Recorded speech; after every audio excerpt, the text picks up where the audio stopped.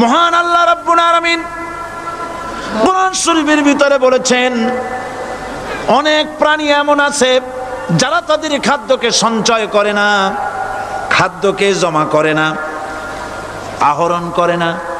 সকালবেলায় একটা খাবার খেলো, দুপুরে কি খাবে তার জানা নাই।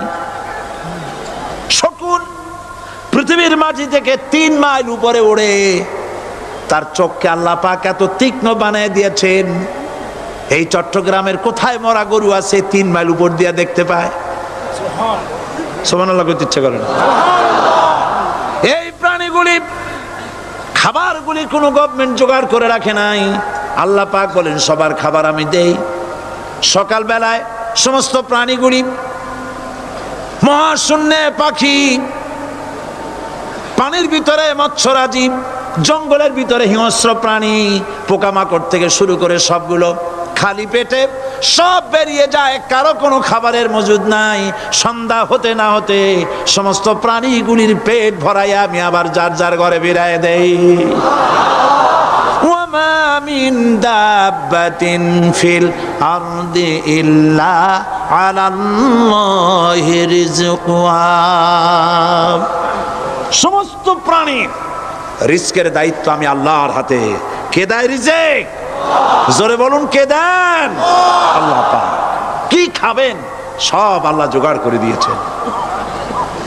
তরি তরকারি জোগাড় করেছেন, মাছ জোগাড় করেছেন, চাউল দিয়েছেন, খাবার দিয়েছেন, গোশত দিয়েছেন, সব দিয়ে দিয়েছেন আল্লাহ রাব্বুল আলামিন। সমস্ত জিনিস দিয়ে মানুষকে আল্লাহ পাক, তার জন্য আল্লাহ সব করেছেন।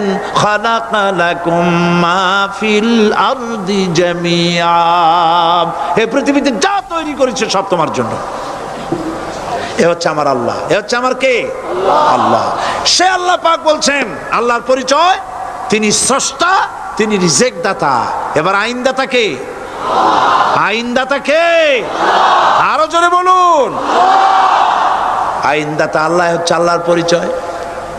ইনিল হুকমু ইল্লা লিল্লাহ আলা লাহুল খালকু ওয়াল আমর। সৃষ্টি যার, আইন চলবে তার।